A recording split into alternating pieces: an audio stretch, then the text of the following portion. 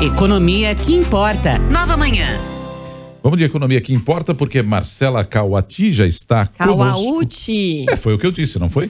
Você não pode, sabe, esse negócio de ficar achando colunista com nome difícil atrapalha a gente, Marcela Cauati. Bom dia, Marcela. Bom dia, gente. É Cauati mesmo, tá quase certo. Viu só? E por falar nisso, eu acabei. A Marcela já estava no Instagram também aqui, colocando tal, que logo mais estaria com a gente. A gente já repostou aqui no Jornalismo Nova Brasil. E é isso, Marcela agora com a gente aqui às quintas-feiras, falando da economia que importa. A gente fala muito, né, Marcela, a respeito do conflito lá no Oriente Médio. E tivemos recentemente muitos ataques ali na região do Mar Vermelho, provocado pelos Houthis, aí a devolução por parte de americanos e britânicos. Isso tudo, imagino que traga impactos aqui pra gente numa economia globalizada, não, Marcela? É isso mesmo. Às vezes a gente ouve falar do conflito lá no Oriente Médio, é tão longe da gente, e a impressão que dá é que a gente não precisa se preocupar com isso porque o impacto não vai chegar. Só que a economia funciona como se fosse uma fileirinha de dominós. Você derruba o primeiro e as coisas vão derrubando ao longo do tempo. E o mesmo vale com esse conflito. A gente viu um ataque ali no Mar Vermelho, que é uma rota importantíssima para a comercialização de produtos que saem lá da China e vão para a Europa e vice-versa. E com esses ataques por lá, o que acontece é que essa rota fica praticamente fechada.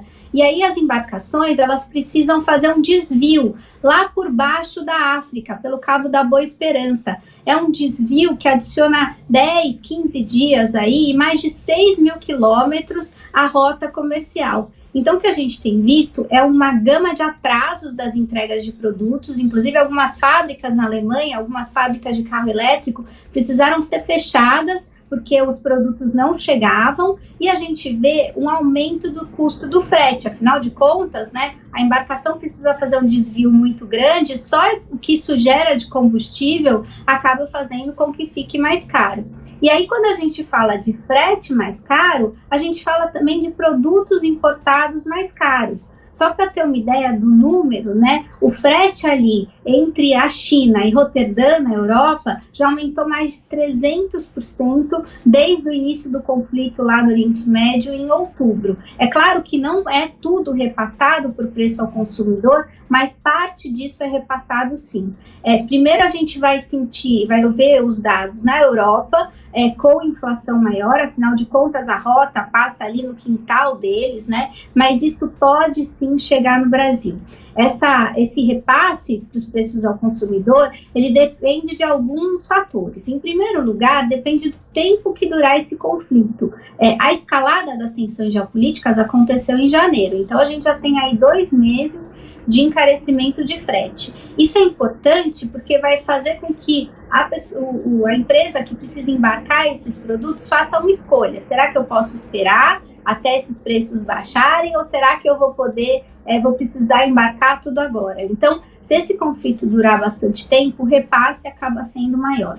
Uma outra questão importante é a possibilidade de fazer esse escoamento de produção via outros portos. O que a gente tem visto é que não é tão fácil assim, né, escoar a produção da China para a Europa por outras vias. Então, as empresas acabam não tendo muita opção.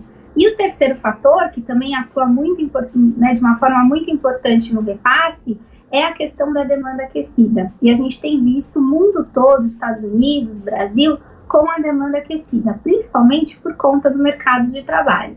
Então, resumindo, o que a gente vê é um conflito lá longe, lá no Oriente Médio, próximo da Europa, que impacta, né, que aumenta o custo do frete entre China e Europa, então parece muito distante para a gente, mas faz com que o mundo todo se depare com custo de frete maior, e aí isso acaba sendo repassado para os preços importados. Então, se eu sou uma empresa que compra um produto lá de fora, eu preciso pagar mais caro, porque o frete, né, o transporte está mais caro, isso acaba sendo passado para os preços aos produtores e pode sim chegar nos preços ao consumidor. Isso tem alguma defasagem, como eu falei, depende, né, de outros fatores, mas a gente pode esperar sim alguma pressão aí que chegue perto de abril nos preços ao consumidor do Brasil.